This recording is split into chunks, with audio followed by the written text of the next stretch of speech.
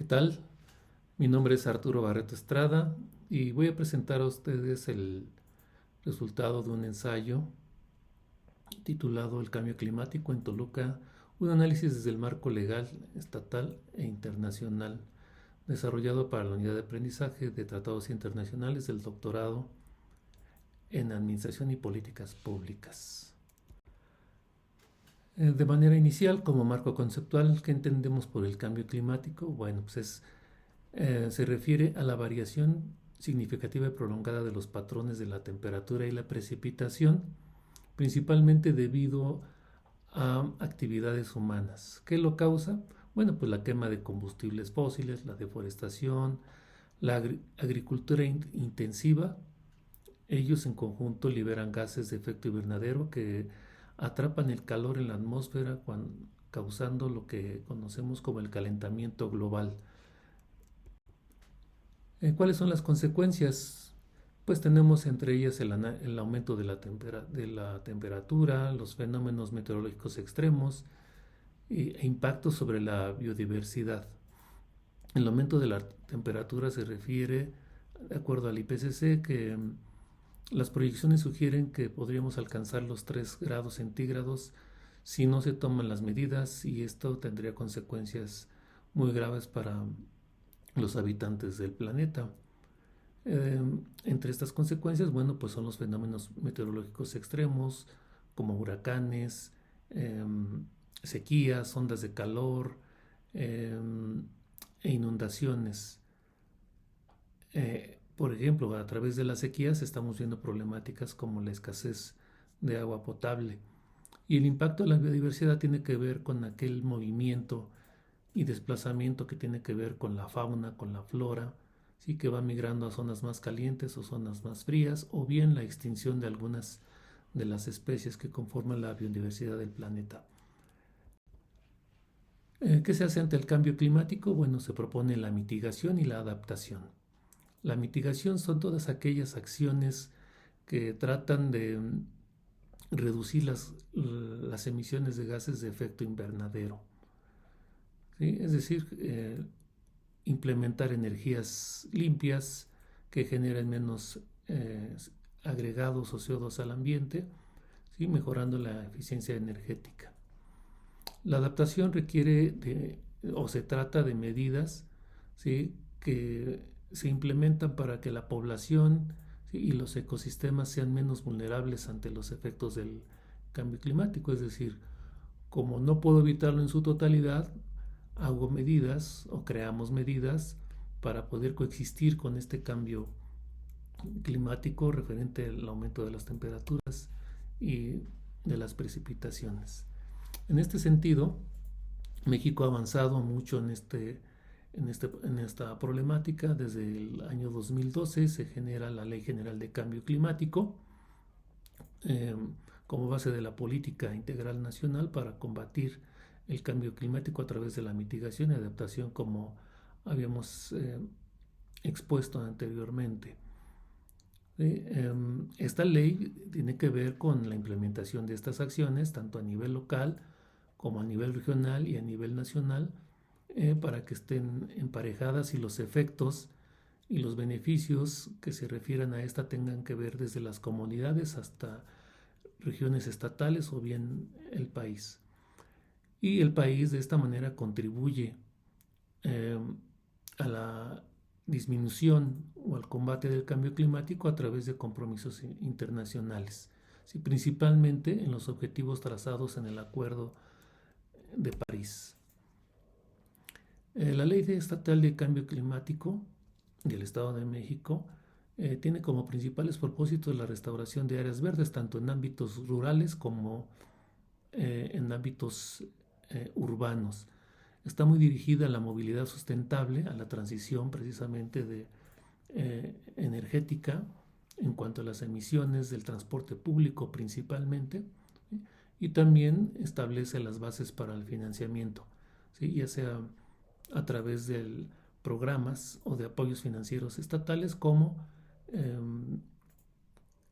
gobierno compaginado con la iniciativa privada. Tratado de Libre Comercio entre México y Canadá, el TEMEC ahora, y el mercado de bonos de carbono tienen algo muy importante.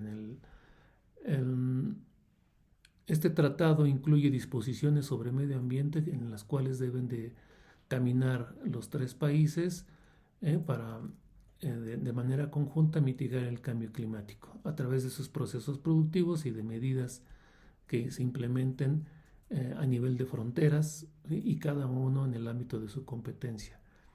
En este contexto hay un mercado internacional de bonos de carbono, es decir, los bonos de carbono están encaminados a retener ese CO2 en la superficie de la Tierra, ya sea en el suelo o en la vegetación, antes de ser liberado a la atmósfera, e incluye mecanismos financieros o de financiamiento.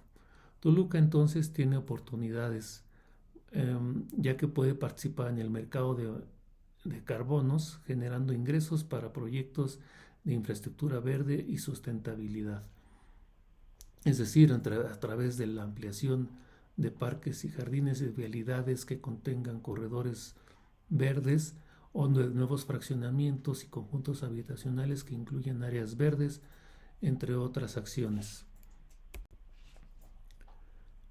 ¿Por qué es importante esto? Bueno, porque Toluca, ante el cambio climático, presenta desafíos y oportunidades muy importantes. En primer lugar, el crecimiento acelerado por el incremento natural y los movimientos migratorios en su población desde la década de los finales de los 80s, ¿sí?